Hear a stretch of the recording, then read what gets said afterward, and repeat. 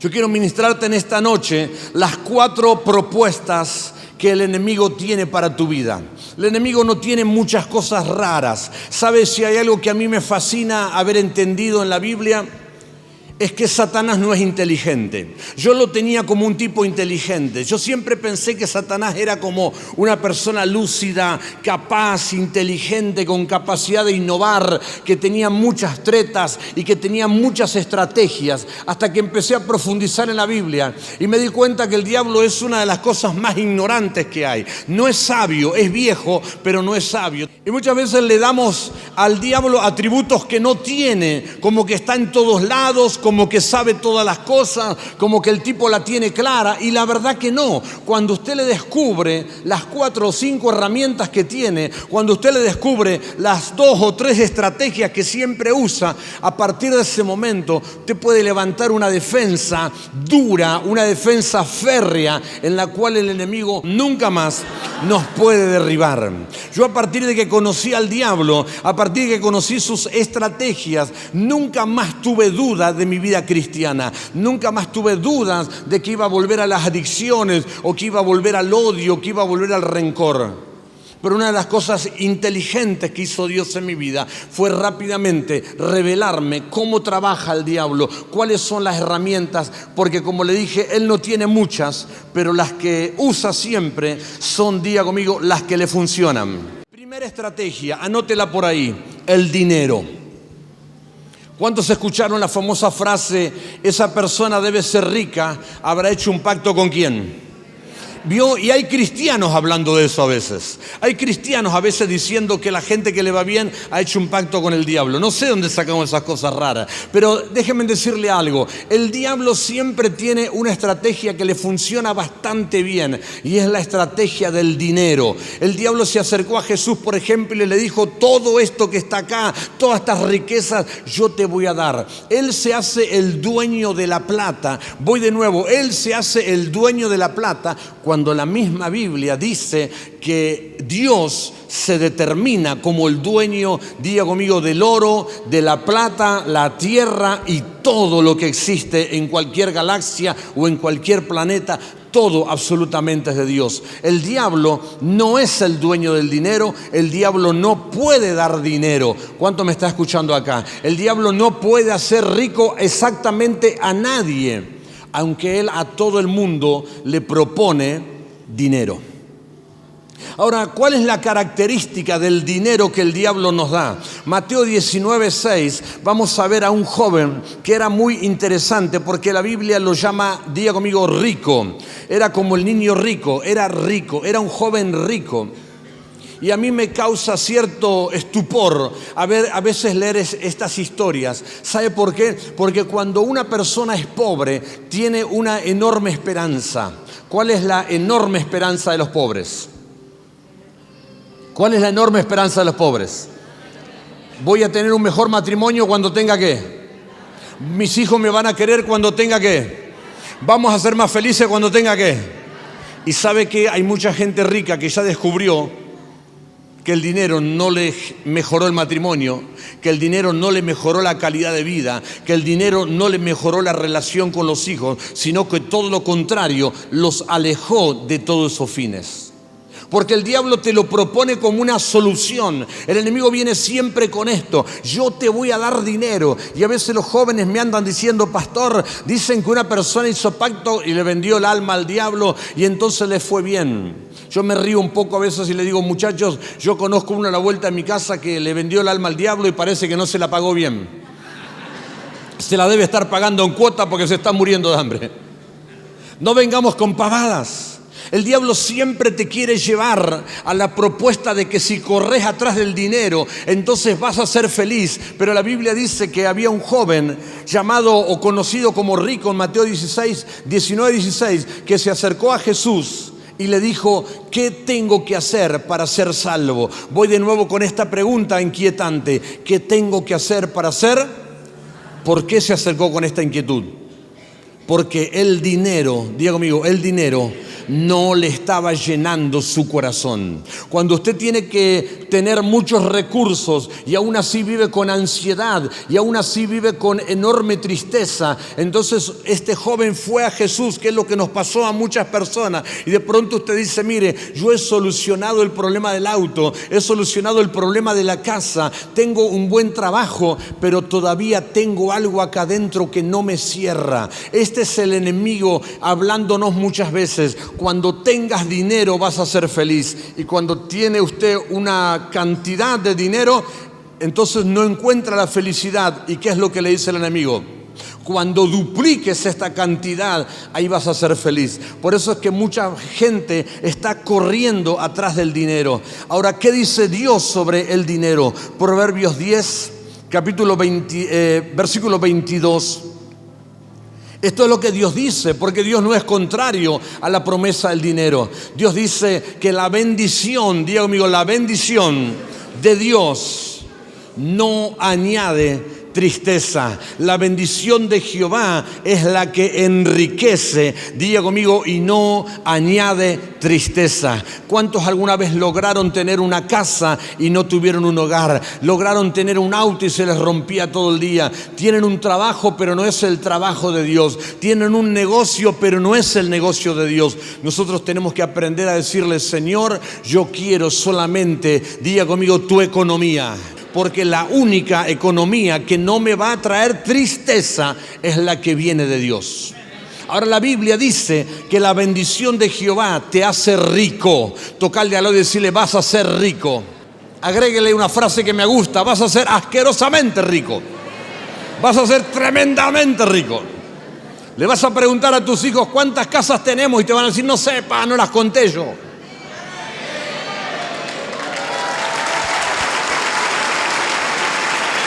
Porque la bendición de Dios es la que enriquece y no añade tristeza. Hace unos tiempo atrás, hablando con una empresaria, me decía: tengo unas ganas de demoler todos mis galpones, tengo unas ganas de destruir la fábrica que tenemos, tengo unas ganas de destruir todo, porque mis hijos hace años que no se sientan a comer porque ya quieren que me muera para empezar a repartirse la herencia.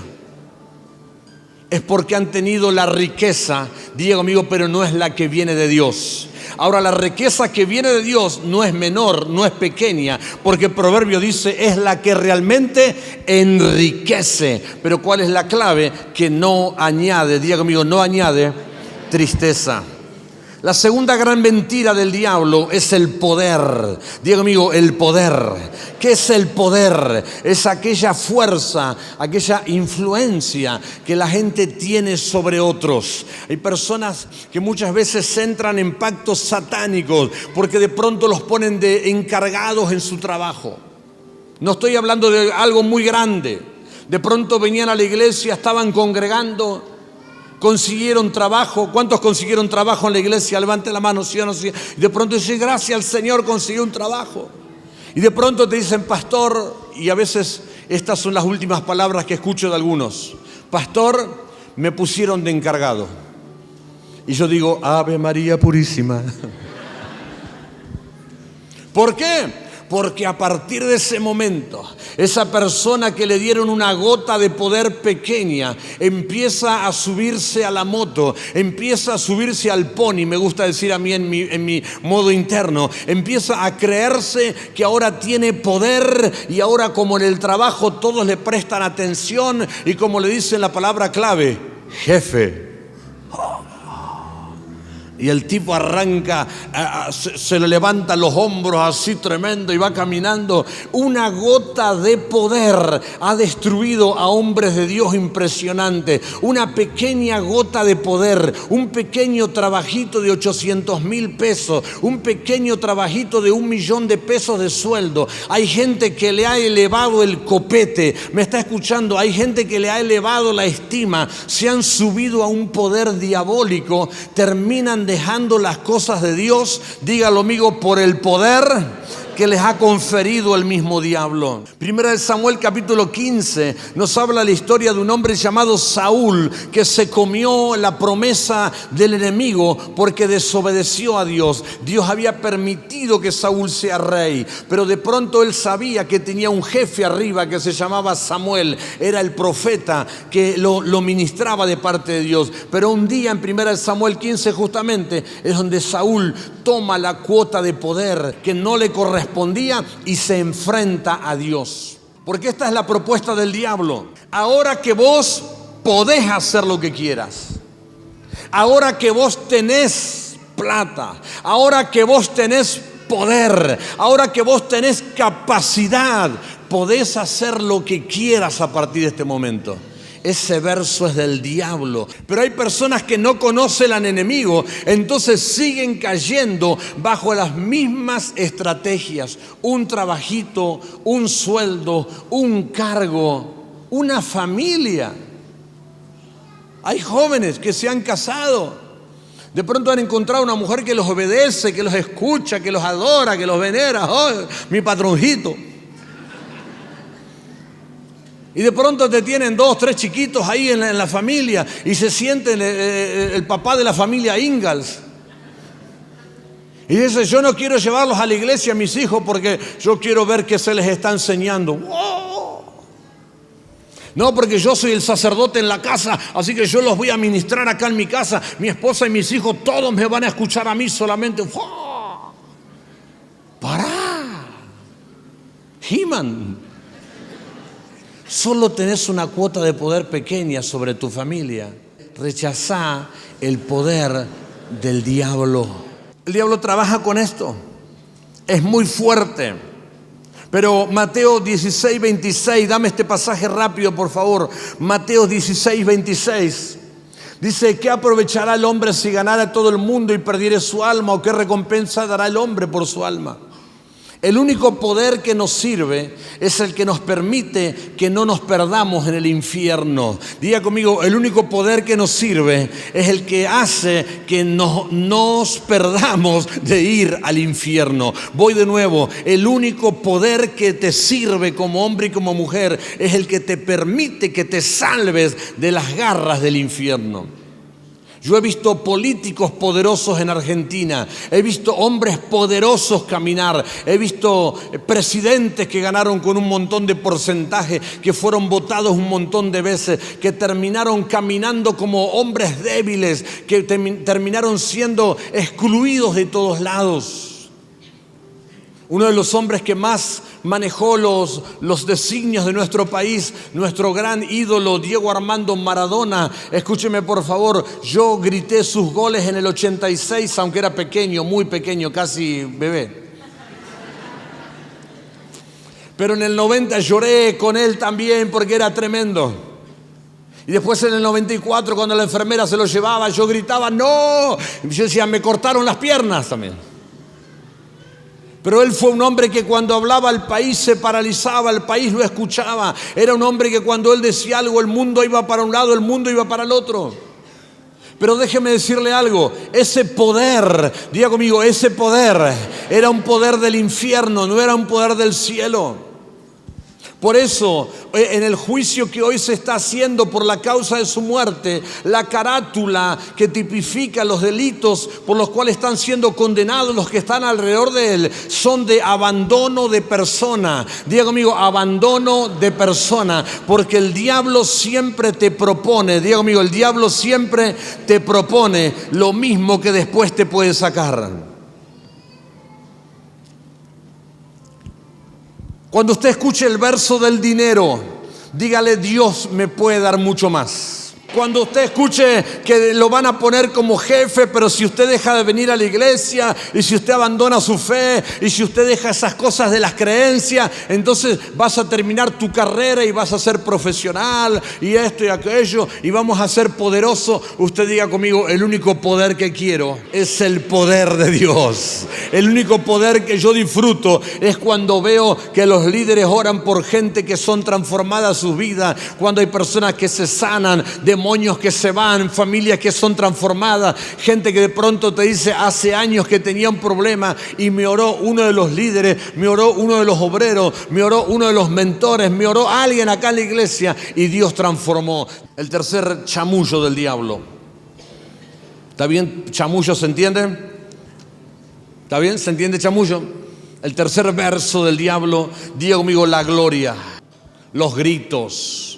Dame una J, dame una U, dame una A, dame una N. Juan, Juan, Juan. Tu nombre en los carteles. La gloria, diga conmigo, la gloria. Esto es algo que el enemigo le mete a mucha gente. Cuando de pronto hacen algo por la gracia de Dios y de pronto se dan vuelta y empiezan a creer que lo que han terminado y que lo que han logrado está relacionado a capacidades propias. Daniel capítulo 4 versículo 30, hay una declaración de un hombre que vio gloria porque Dios le había dado gloria, porque Dios lo había llevado a alcanzar gloria. Pero en Daniel capítulo 4 versículo 30, Nabucodonosor de pronto él está mirando y dice: esta es la Babilonia que yo edifiqué para casa real con la fuerza de mi poder y para gloria de mi majestad. El diablo es un fanático de que te la creas. El diablo es un fanático de decirte: esto vos lo pudiste hacer con tus propios medios, esta es tu capacidad. Ahora déjeme decirle algo, yo soy una persona que todo el tiempo estoy apostando a tu capacidad y que todo el tiempo estoy apostando a lo mejor, a que des lo mejor de vos. Pero no se confunda, míreme por favor, todo lo que nosotros hacemos, lo hacemos, diga conmigo, por la gracia. No, pero dígalo fuerte, por la gracia. Dígalo de nuevo, por la gracia de Dios. ¿Por qué los jóvenes muchas veces en las iglesias cristianas van a la universidad? Y yo tengo un problema con eso grande. Aunque estábamos en la universidad, pasamos, fuimos, vinimos, no pasa nada con eso. Tenemos algunas carreras terminadas. Pero siempre tuve como un enojo, porque de pronto vos lo tenías al joven que venía a la iglesia, que vivía en la iglesia desde pequeño, desde chico, su familia había sido restaurada en las cosas del Señor y gracias a la restauración de Dios de su familia, ellos pudieron tener una buena vida, fueron a la universidad y no le digo en cuarto año, ojalá en cuarto año. ¿Segundo año? No, si lo hacen en segundo año, te digo bien, en el CBC, en el CAO.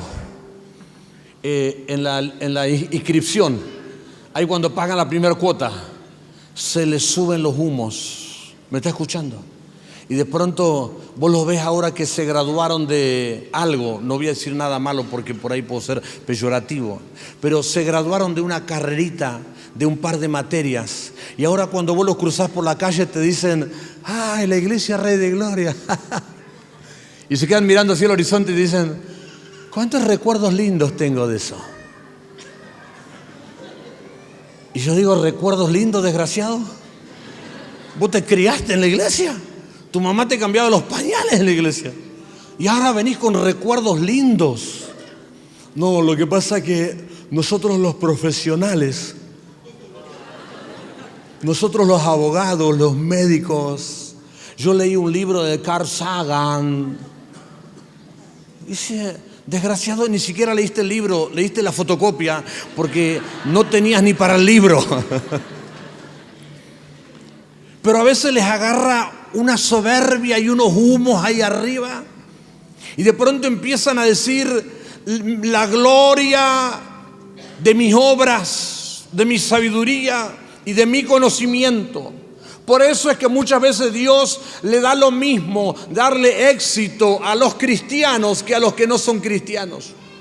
Por eso es que usted a veces dice, ¿por qué los empresarios son inconversos cuando tendrían que ser todos cristianos? ¿Por qué los artistas todos los exitosos no son cristianos cuando en realidad Dios es el que más sabiduría da? ¿Por qué muchas veces los mejores deportistas no son cristianos, siendo que Dios nos daría la mejor capacidad? ¿Sabe por qué? Porque muchas veces Dios dice, no están preparados en el corazón, porque llegan a ganar la copa de leche de Mar del Plata y no los ves más por la iglesia. ¿No me estás escuchando? Hey, no hace 2 días que estoy en esto. ¿Me escuchaste? No hace 2 días que estoy en esto. ¿Sabe cuántos jóvenes adolescentes teníamos acá que cuando firmaron el primer pase de Sacachispa a Chipasaca, empezaron a faltarte a los cultos, empezaron a faltarte a las reuniones? Cuando los inscribían en AFA ya no aparecían más por la iglesia. La gloria de los hombres es un proyecto del diablo que siempre tiene para nosotros. Aún para nosotros como pastores. No porque viste lo que dice la gente, no porque viste cómo la gente escucha, no porque viste cómo la gente fue sanada, no porque viste lo que está pasando en este tiempo. Y uno tiene que acordarse que en Daniel capítulo 4 Dios a un hombre lo bendijo tanto que cuando ese hombre dijo, esta es la gloria que construyeron mis manos, Dios en ese mismo momento en el 31 y 32 le dijo, ahora Nabucodonosor vas a ver lo que se podría construir con tus manos solamente. ¿Y sabe qué pasó con Nabucodonosor? Terminó en el campo viviendo como loco. Por eso cuando el enemigo venga a abrazarte, por eso cuando el enemigo, mírenme por favor acá, venga a hacer que te la creas, es cuando usted tiene que decirle, diga conmigo, todo lo que tengo. Dígalo fuerte, todo lo que tengo y todo lo que voy a tener es gracias a la gloria y a la gracia de Dios. Aleluya.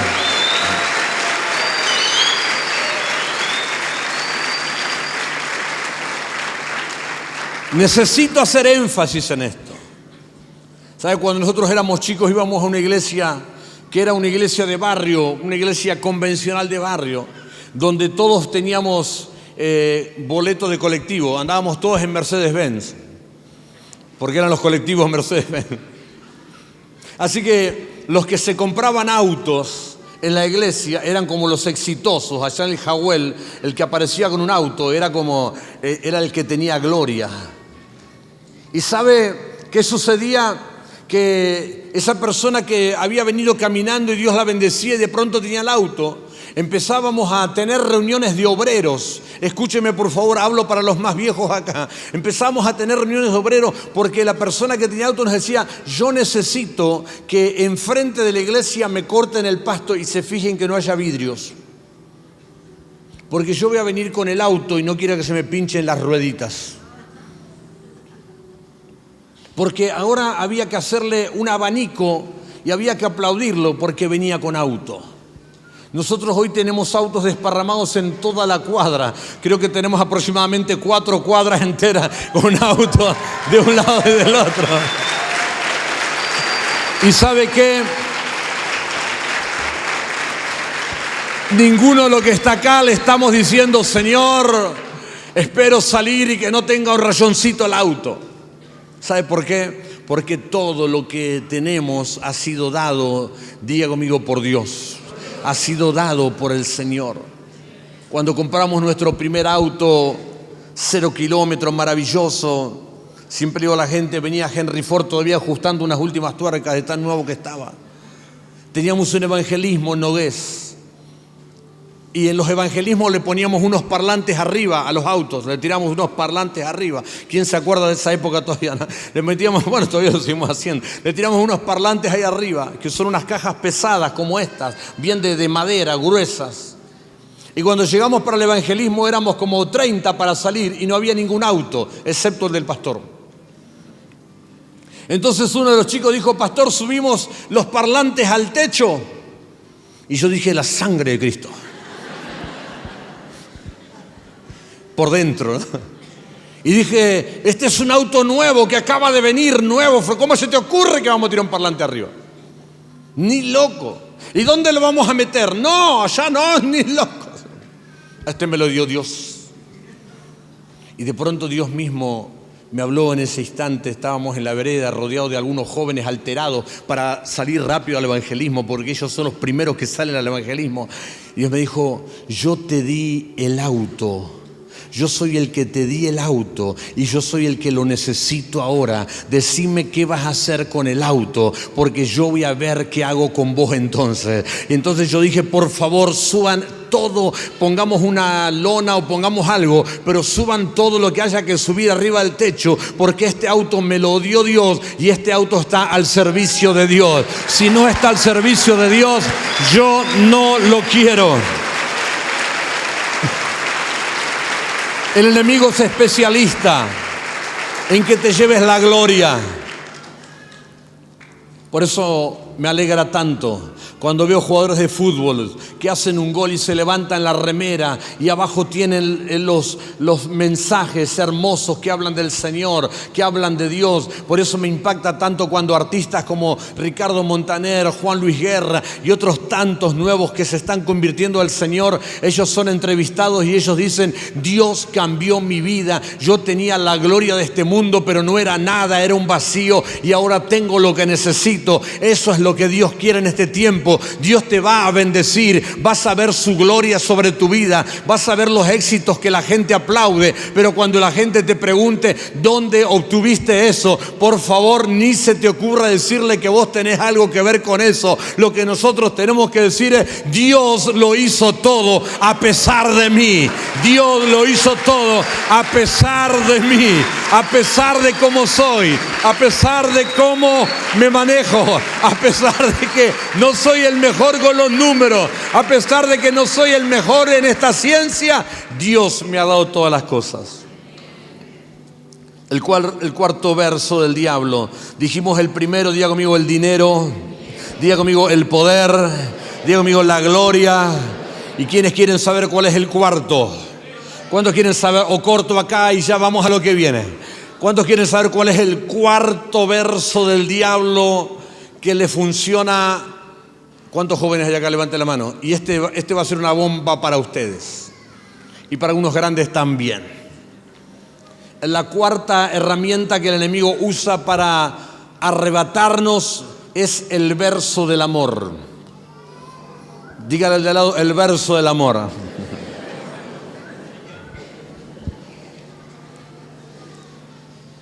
Yo no sé cómo hay creyentes que se van de la iglesia por el verso del amor. Hay jóvenes que te están toda la adolescencia, que te están en su entrada a la juventud, y de pronto te dicen: ay, ahora tengo un novio que no viene a la iglesia, tengo un novio que se llama Jason, que es rubio, alto, flaco, ojos de cielo. Y de pronto dice: él está enamorado de mí, pero él me pidió que yo no vaya más a la iglesia. Pero él me ama. Y de pronto usted ve esos jóvenes o esas jovencitas que vivieron toda la vida en la iglesia, que crecieron en un formato, que tienen un valor agregado, que es el valor de la doctrina y los valores de Dios para ellos, que es el valor de una vida maravillosa y espectacular, que se van detrás de Jason. Y al tiempo usted lo ve que no era tan rubio, no era tan alto, no era tan flaco, no era tan Jason, era más Gómez Martín. Perdón, sí, Gómez Martín. Y los ojitos no eran de cielo, eran básicamente como los comunistas nomás. Pero el enemigo tiene la capacidad, diga conmigo, de hablarte de amor. Dígalo fuerte, de hablarte de amor, cuando él no tiene idea de eso. Segunda de Samuel 15:13. Vamos que termino, por favor, porque tengo algo que ministrar. Según de Samuel 15:13, dice la Biblia que había un hombre llamado Absalón, que era fachero, era exitoso, era hijo del rey, era carismático y se paró en la puerta, Diego amigo, se paró en la puerta de la ciudad y le hablaba a la gente. Él era el hijo del rey David y las personas venían a buscar consejos con David, pero tenían a veces hasta que estar como 3-4 días haciendo fila para que David los escuche. Así que Absalón se ponía en la puerta de la casa de la entrada de la ciudad de Jerusalén y Absalón les decía: ¿qué problema estás teniendo? Contame tu problema. Y la gente les contaba el problema y Absalón se los resolvía y él les decía: yo te daría la razón a vos. Quédate tranquilo que si yo fuera juez, si yo fuera rey, yo te estaría dando la razón a vos sobre este problema.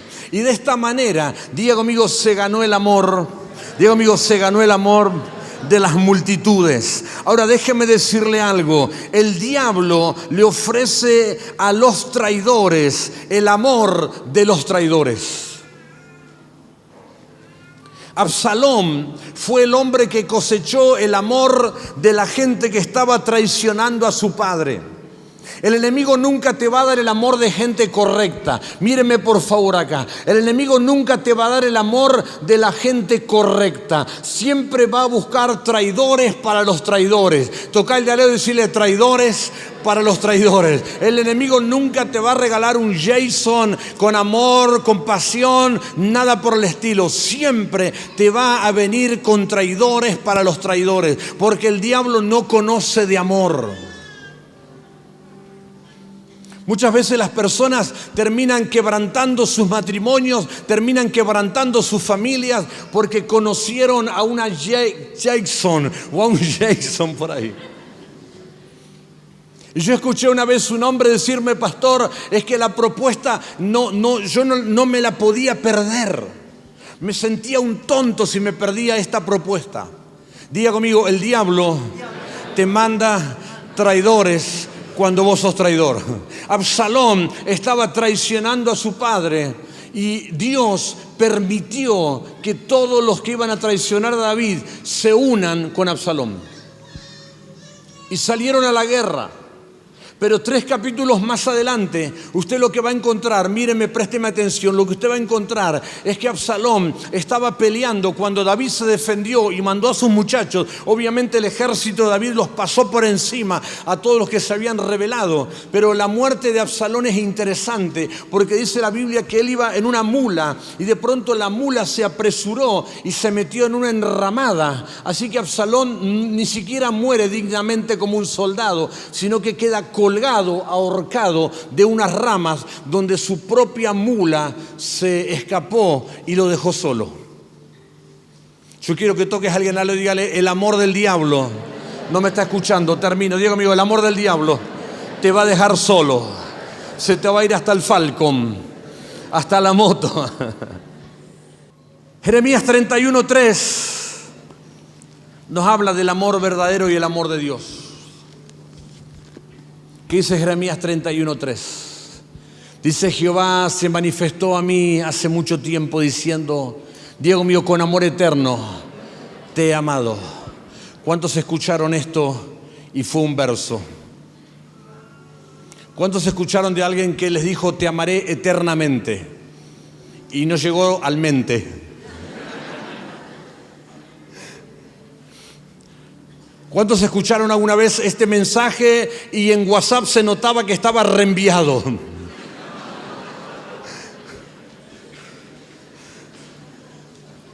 Se notaba que decía lista de difusión. Porque el único que nos puede amar eternamente, diga conmigo, es Dios. Pero hay algo más interesante del amor de Dios, y es que Él dice: con amor eterno te he amado, por tanto te prolongué mi misericordia. ¿Sabe por qué? Porque el amor de los hombres dura hasta tu primer error. El amor de los hombres dura hasta tu primer fracaso. El amor de los hombres dura hasta que te echan del trabajo y te dejas de ser encargado. El amor de los hombres dura hasta que te dura la plata o hasta que te dura el auto. El amor de los hombres dura lo que es tu carrera deportiva o lo que es tu carrera política. Pero el amor de Dios, diga conmigo, el amor de Dios, no me está escuchando, el amor de Dios es el amor eterno. Pero no solamente que es el amor eterno, dice: prolongué mi misericordia. Míreme a los ojos y le digo algo con mucho amor. Dios sabe que te equivocaste miles de veces. Dios muchas veces vio tus errores. Dios muchas veces vio que te equivocaste. Y Dios mismo dijo: yo no lo tengo que volver a amar a este hombre. Pero como Él te prometió amor eterno, Él prolongó su misericordia. Y Él dice: yo te voy a volver a amar. Vamos a salir juntos de esta. Otra vez vamos a salir juntos. Una vez te saqué y te volveré a sacar, porque yo amo con amor eterno. Y cuando amo con amor eterno, yo prolongo mis misericordias.